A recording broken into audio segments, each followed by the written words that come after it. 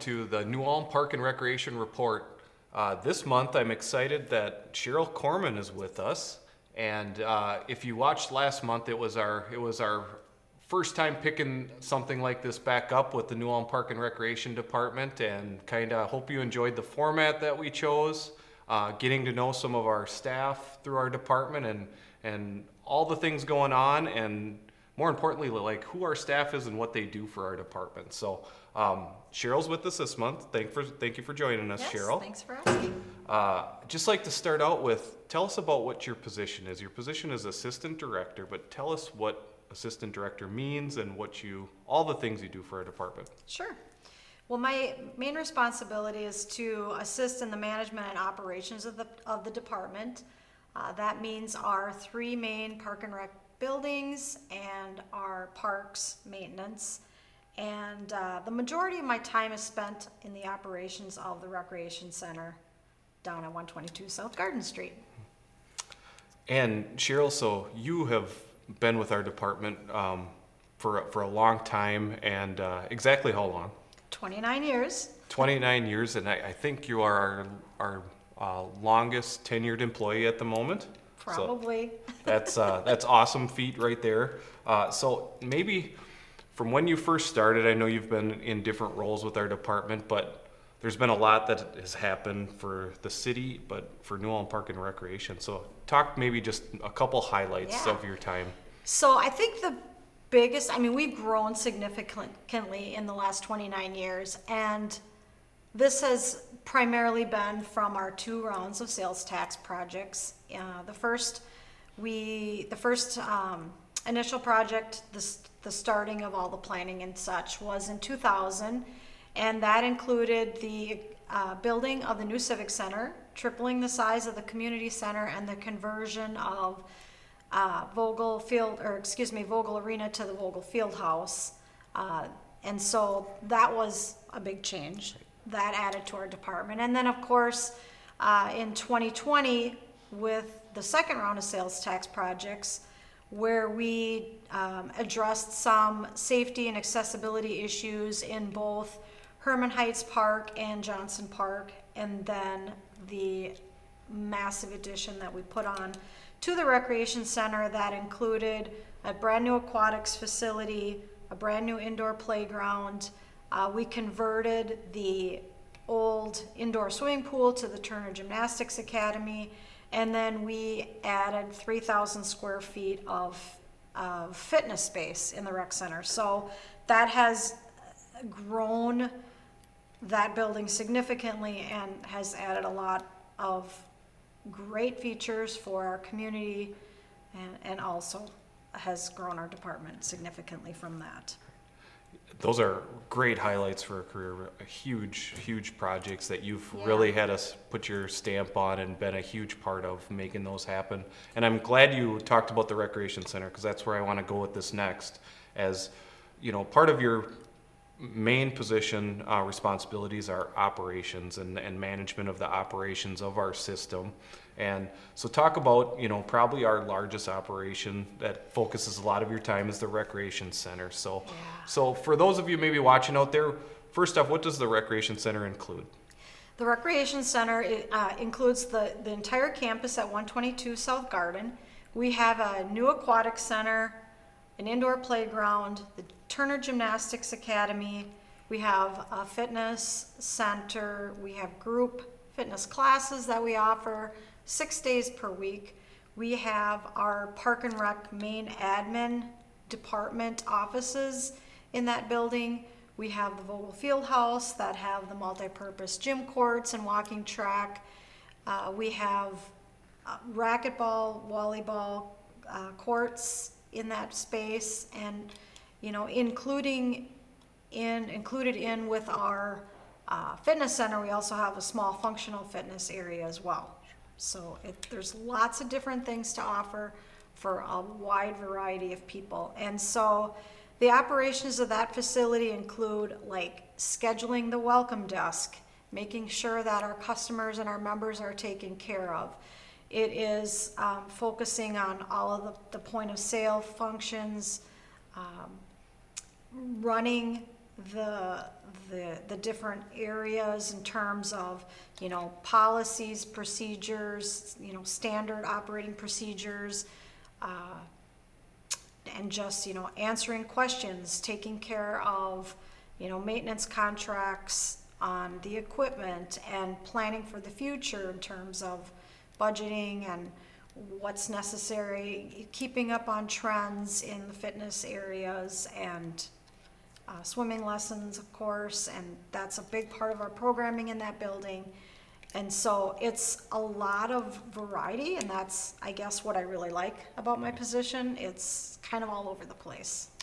Right, so as you can tell, there is so much going on at that facility, and something truly for everyone there. So if people out there want to see what's available when, or maybe what different options we have for admission to the building, whether it's a membership or something shorter term, where can they find that information? What's the best way for people to do that? We have all of our information online, and those schedules, in terms of like our pool schedule and our fees and all of that, that's all on our website. But some of our schedules, not just even at the rec center, but like baseball fields. Let's say you want to catch a baseball game, or you want to see, what time is lap swim. You can, our website has a connection to our scheduling software, so everything is updated live and is always current. So that's always the best place to check. And for those of you who may not, would rather not use computers, certainly you can call our welcome desk. We're happy to answer questions at any time.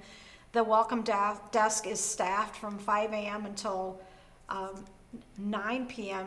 usually during the week, Monday through Friday. It adjusts a little bit over the summer. That's why I say usually. But during the fall, winter months, our heavy season, we're there from 5 in the morning till 9 p.m. and then on the weekends, 7 a.m. until 5 p.m. on Saturday, and 9 a.m. to 5 p.m. on Sunday. Great, so a ton of different options out there to get that information. Now, our website is the City of New Ulm website. You can click on our Park and Recreation tab and then find all of that information on there. Yeah, and another thing we try to do to let people know what's going on in our department is to post, regular upcoming events or what's going on. We try to post that on Facebook so that our general public in our community can see what's going on. At any given time, it just keeps them up to date on things. For example, this week our pool is shut down, this is being recorded the last week in August. So our pool is shut down this week, and so we're posting updates on, what's involved in a pool shutdown. What do we do? What kinds of tasks are we working on for that particular week? And so we try to, we're posting regular little snippets and photos and things like that.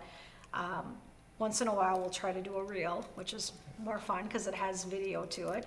But we always try to get our information out to the public. And again, if you ever have questions, it's always best to go to the source to ask, because we're the ones who know what's going on. So never feel bad about calling. You're not bothering us. That's our job, is to answer your questions. So we do our best to try to get that information out there. We also do a press release. The Journal has been gracious enough to allow us to put information in their newspaper once a week.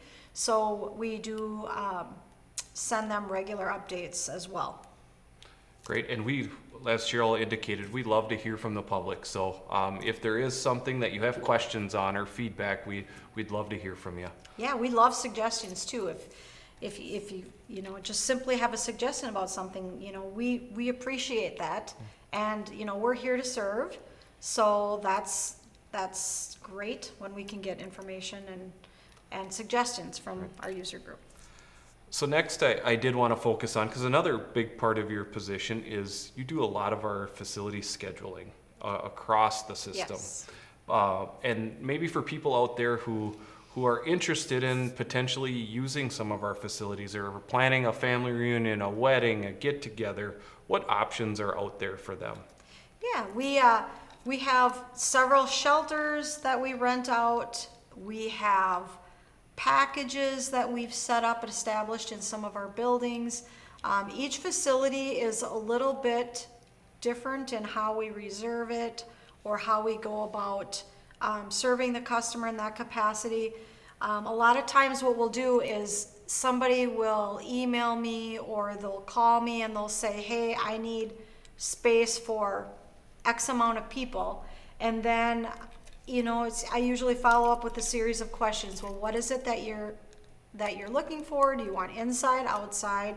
What kind of event is it? How many people do you need to serve? And that way I can suggest what facility I think would best suit their needs. Great. So if you're out there and next time you're thinking about putting together or scheduling a family event or a location needed for outside of your home, please contact us at New Ulm Park and Rec, and we'd be happy to go through our various options for you. Next, I did want to touch on is some of our project and department updates that we have. So you had mentioned the pool shutdown a little bit earlier. I guess one of the things I'd like to let people know is, why is it important to shut down our pool? Why do we do that? We don't necessarily love impacting our customers, but we know it's necessary to do. So maybe hit on a couple points on why we're doing that. Sure. Well, we like to have as little disruption to our customer as possible. And so we try to plan all of our projects for the pool during the same week so that they can all, we have a lot of things going on in the pool. For example, this week, for this year, the biggest project probably is a major deep cleaning of the gutters, the pool itself, all of the amenities, freshen everything up. We're doing some mechanical fixes and upgrades to improve efficiency and things like that, address some issues that we've been having. And just, we want to make sure that we try to get all of those, we hit on all of those areas, and then we just disrupt the customer just, minimally as possible.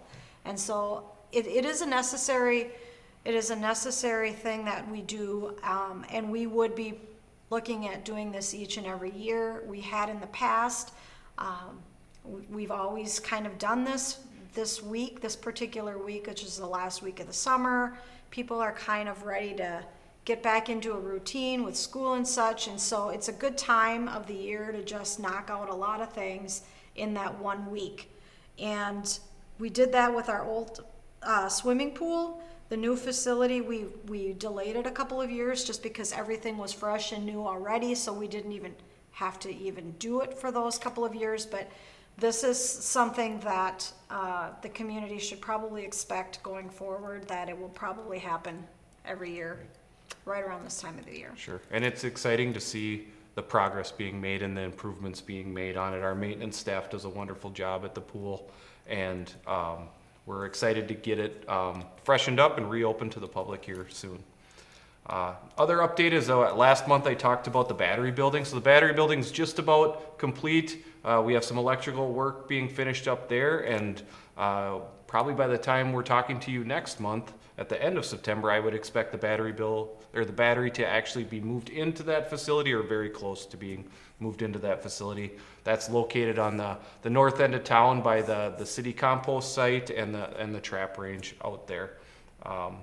Another update is our flagpole addition at the Vietnam Veterans Memorial. Our goal is hopefully to have that project completed before ground freezes this hopefully late fall. So within the next couple months, we're looking to hopefully finish that project, and that being a great addition to the Vietnam Veterans Memorial down at German Park. And then we do have one more huge project to get in before the year closes in 2024, and that's the air handler unit project on the field house at the Recreation Center. That project right now is being worked on a little bit behind the scenes. You won't see a lot of impacts yet. We expect some impacts to our users in September and early October. And once that timeline is determined for sure, Cheryl talked about how we communicate with the public. The public would see some communications on what that will look like at that time. Well, thank you for joining this month. Before we sign off here, talk about maybe how, again, remind people the best way to find Park and Rec related information. Yes, the best way is you can take a look at our website. All of our information is there. You can also call the Recreation Center or just simply stop in. We have information on pricing, memberships, schedules, available right there at the welcome desk. And one more thing that I would like to touch upon briefly are our admission and membership options. And sometimes we hear a lot about, oh, it costs $9 to get into the rec center, or oh my gosh, it costs $7 to get into the rec center. Those fees are primarily geared toward people that kind of want to just try it out, or is a once and done kind of an option. If you take a look at getting punch cards for your family, for example, that's just one example, but a punch card is like 12 punches on a card. Your whole family can use that punch card. It's not any long-term commitment because the punch card is worth, it's good for 3 years. And so when you take that into consideration, that brings down the cost 25%. So instead of paying $9, you're paying like close to, like, it's like in the upper $6 for an adult, or even less than that for children. And so it's really a good value. That fee gets you in the door, and you can do any open activity for that whole day. So if you want to come and do the playground in the morning, and you want to leave and come, do a picnic lunch and come back in the afternoon or in the evening, and you can play in the gym, you can swim, you can do all those things for the one cost. So we really feel like there's a lot of value to it, and I feel like there's a lot of maybe misinformation out into the community, or this misconception that the admission fees are high, and they're really, really not when you take a look at what you're all getting and ways that you can save. If you decide that you do use the rec center a lot, maybe a 3-month or an annual membership might be a better value to your family. So there's options that you can use to try out, and yes, the $9 and the $7 fee per day if you want to just try it one time. But usually people will find that they really enjoy the rec center, and so they're going to come back. Another option is to use a program that we've developed, or that we've partnered with the public library on, and that is the checkout pass from here at the New Ulm Public Library. You can check out a single pass or a family pass that will admit up to 4 people. And then you can come and try us out, and no commitment and no fee. So lots of other options too. And that's a new thing that we partnered on this year that we're excited about. People seem to love it, and it gets used quite a bit. It does. So yes, and again, so many options out there. Please look for us on New Ulm Park and Recreation on Facebook, City of New Ulm website, Park and Recreation, or like Cheryl said, stop in and see us down at the Recreation Center. Well, thank you for joining us this month. This was the Park and Recreation Report.